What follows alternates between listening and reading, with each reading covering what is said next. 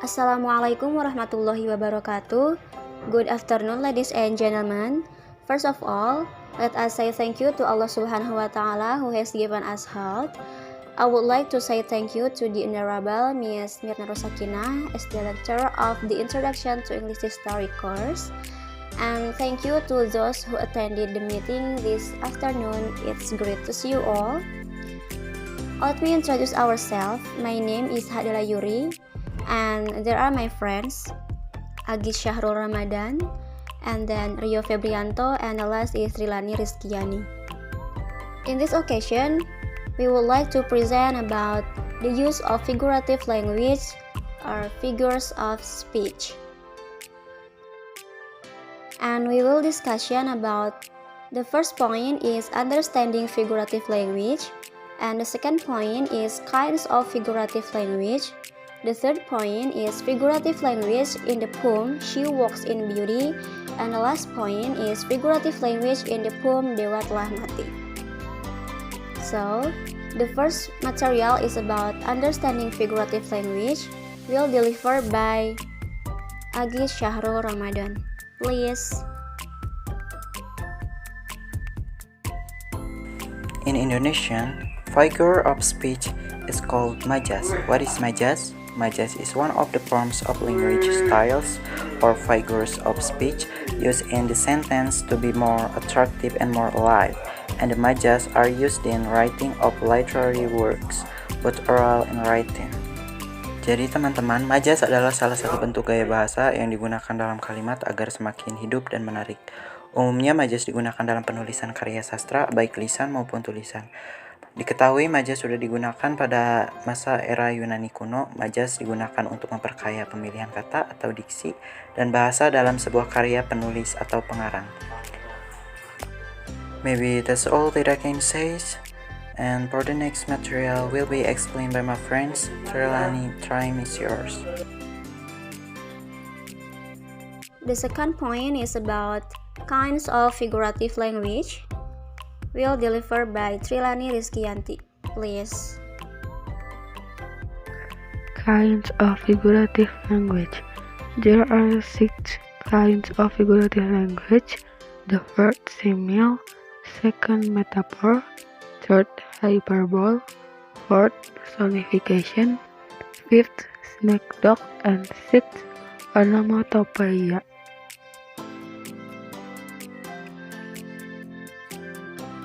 The first, simile. A simile is a figurative of speech that compares two unlike things and use the word like or as, and they are commonly used in everyday communication. Simile adalah majas yang mengungkapkan sesuatu secara tidak langsung dengan perbandingan eksplisit yang dinyatakan dengan kata depan dan penghubung, seperti layaknya, bagaikan, laksana, umpama, serupa, dan lain-lain. Second is metaphor. A metaphor is a statement that compares two things that are not alike. Majas ini adalah majas yang menggunakan analogi atau perumpamaan terhadap dua hal yang berbeda. Contoh majas metafora salah satunya adalah anak itu dikenal sebagai kutu buku di kelasnya. The third, hyperbole.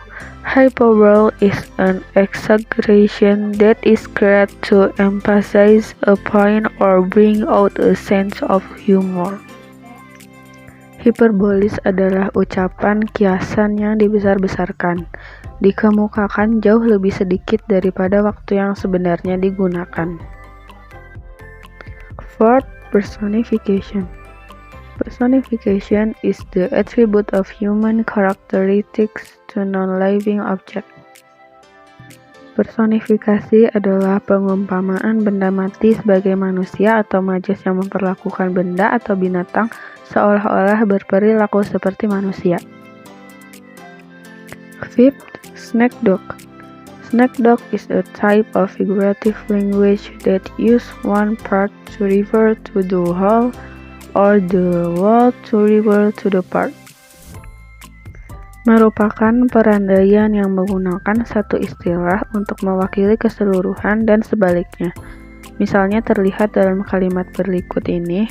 Contoh, give us this day our daily bread. Bread dimaksud makanan untuk sehari-hari. And the last one, onomatopoeia. Onomatopoeia is a language that names something or an action by imitating the sounds associated with it. Adalah kata atau sekelompok kata yang menirukan bunyi-bunyi dari sumber yang digambarkannya. Contoh, my phone rings. The next material is about figurative language in the poem She Walks in Beauty yang akan disampaikan oleh saya adalah Yuri. Oke guys, so you can see in this slide, ini adalah puisi dari She Walks in Beauty karya Lord Byron. Nah, majas yang terdapat dalam She Walks in Beauty ini yang pertama ada simile, and then metaphor, and personification, and synecdoche, and the last is hyperbole. The first is simile. Dalam puisi She Walks in Beauty terdapat baris pertama dan kedua, yaitu She walks in beauty like the night of cloudless climes and starry skies.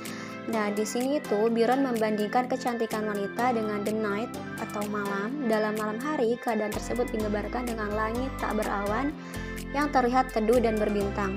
Ini suasana memberikan makna yang lebih dalam bagi perempuan, that is cloudless climate atau iklim tak berawan. Didefinisikannya sebagai ekspresi wajah berseri-seri, berbalut senyuman manis, dan starry sky, langit yang berbintang. Nah, itu adalah representasinya dari matanya yang berbinar. Dia memberi tanda, dia selalu berusaha untuk menunjukkan kepada semua orang bahwa dia adalah cantik, bagus, it's fine gitu. And the next is one shade the more, one ray the less, had half impaired the meaningless grace, which waves in every raven tress, or softly lines or her face. Nah, dalam baris ini perumpamaan lain ditemukan bahwa Byron membandingkan keseimbangan sempurna dari kecantikan seorang wanita dengan cahaya mereka saling melengkapi dan seimbang sejatinya dibuat. Nah, bait ini masih berhubungan dengan bait sebelumnya. Kata light atau cahaya berarti bahwa kecantikan seimbang dan terlihat jelas di wajahnya yang begitu cantik. Nah, yang kedua yang saya temukan dari puisi ini adalah metafor atau metafora, yaitu bait had half impaired the nameless grace. Nah, the nameless grace-nya ini atau artinya itu anugerah tanpa nama adalah metafora yang digunakan oleh Byron untuk menyiratkan keindahan alam wanita. Kecantikannya sempurna dalam proporsi yang tepat, tidak ada yang harus dihilangkan dan tidak ada yang harus ditambahkan. Dengan kata lain, Byron menjelaskan kecantikannya yang begitu sempurna, tidak ada nama yang bisa mewakilinya. Which waves in every raven's tress, or softly lightness on her face. Nah, baris-baris di atas masih berkaitan dengan bait sebelumnya. Raven trees or pohon gagak adalah metafora rambut hitam. Rambut gelap di sini dikaitkan dengan wajah yang cerah, kecantikannya yang proporsional karena ada campuran gelap dan terang. Where thoughts serenely sweet express, how pure, how dear their dwelling place. Byron mengungkapkan bahwa pikirannya tenang, murni, dan manis. Dia cantik dalam dirinya sendiri seperti halnya dia secara lahiriah. Next, majas yang saya temukan yaitu personifikasi atau personification dalam baris which heaven to gaudy denies. Which heaven to gaudy denies. Personifikasi dapat dilihat pada baris ini. Kata heaven atau surga dipersonifikasikan sebagai penampilan wanita yang bersinar yang tidak bisa dibandingkan dengan siang hari karena dia berjalan di bawah langit yang berbintang. And then where thoughts serenely sweet express, how pure, how dear their dwelling place. Nah, thoughts serenely sweet express atau pikiran yang diungkapkan dengan sangat manis adalah personifikasinya. Ini tentang beberapa ciri-ciri kecantikan wanita dalam puisi ini. Dari baris di atas, Byron mengungkapkan salah satu keunggulannya adalah memiliki pikiran yang murni atau tenang dan manis. Itu mencerminkan karakternya. Nah, dan selanjutnya ada synecdoche. A heart whose love is innocent. Pada baris ini, heart atau hati adalah bagian dari seseorang yang digunakan untuk menandakan keseluruhan pribadi. Dia menunjukkan heart atau hati, wanita yang mencintai dengan lugu daripada wanita itu sendiri. Itu menjadi ikon atau simbol bagi mereka yang mencari cinta untuk dijadikan model, menjadi monumental di mata pembacanya. And the last yang saya temukan dari puisi ini adalah hiperbol atau hiperbola, which heaven to Gauriday denies. Baris ini memiliki makna hiperbolik, itu artinya wanita itu memiliki kecantikan yang lembut memancar dari dirinya sendiri, seolah-olah cahaya kecantikannya itu ditolak oleh surga. Penggunaan hiperbola sebagai majas tidak meminta pembaca untuk membacanya bahwa kecantikan seorang wanita benar-benar ditolak surga, tetapi Byron meminta mereka untuk membayangkan bagaimana kecantikannya yang sangat luar biasa kuat. Nah, itulah tadi beberapa majas yang ditemukan dalam puisi She Walks in Beauty karya Lord Byron. And the next material is about figurative language in a poem Dewa Telah Mati yang akan disampaikan oleh Rio Febrianto. Silahkan Rio. Figurative language in the poem Dewa Telah Mati karya Subagio Sastrawardoyo. Yang adanya adalah metafora.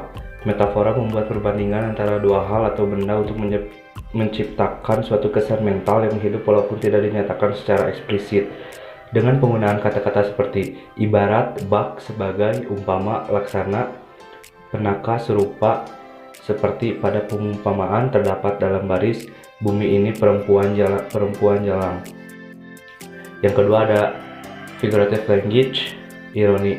Dalam puisi ini Subagio mengibaratkan orang yang masih hidup tapi diibaratkan seperti sudah mati dengan kata-kata sindiran yang terbunuh terdapat dalam baris pertapa yang terbunuh dekat kuil.